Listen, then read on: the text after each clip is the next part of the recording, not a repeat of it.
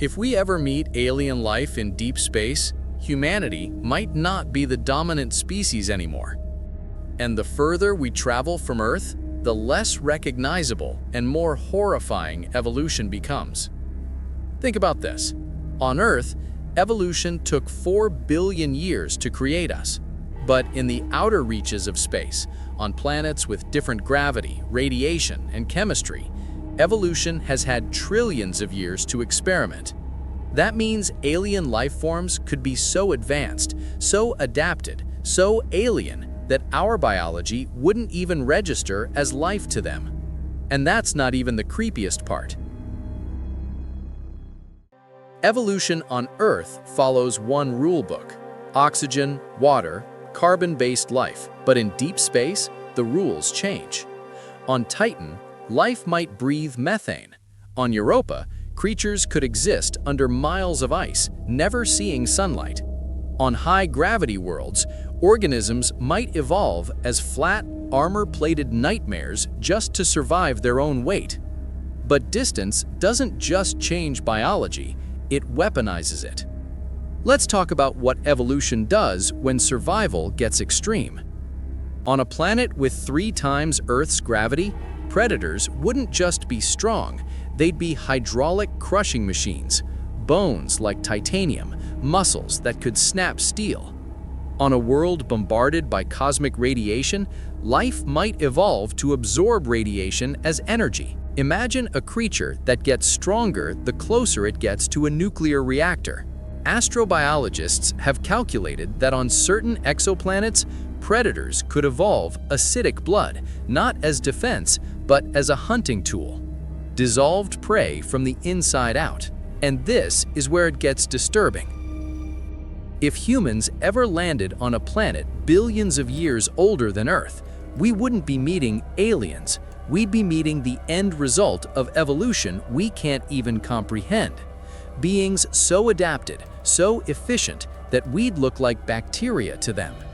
And scientists still don't fully understand why, but distance from Earth seems to correlate with evolutionary hostility. Here's what makes deep space evolution truly terrifying. Earth's predators hunt with teeth, claws, speed, but in space, evolution gets creative. On low-gravity moons, predators might not need to chase you. They just wait, suspended in the atmosphere like living traps, detecting electrical signals from your brain. On high-pressure ocean worlds, creatures could use echolocation so precise they'd map your skeleton through your body. They'd know your weak points before they even attacked. And it's not just physical. Some exoplanets might evolve hive mind predators.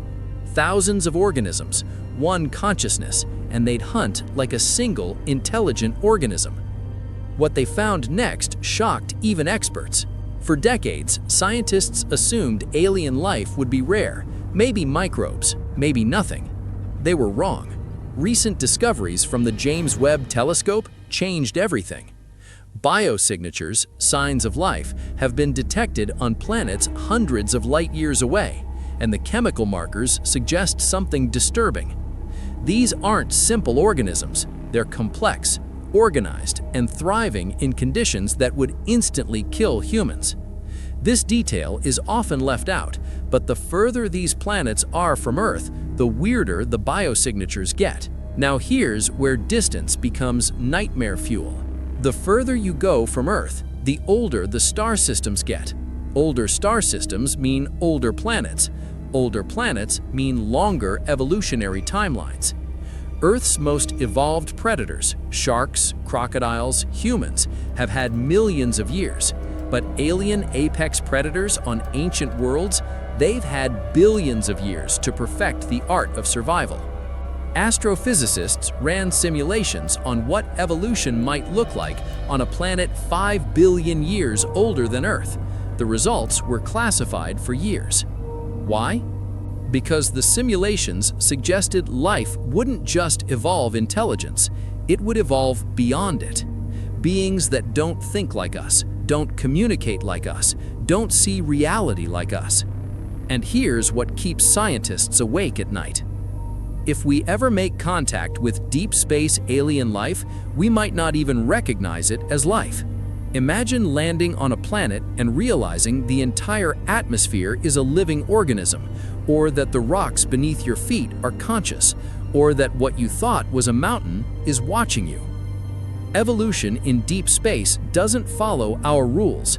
It doesn't care about our definitions, and scientists still don't fully understand why. But the further life evolves from Earth-like conditions, the more it resembles our worst nightmares. Because fear isn't a human invention.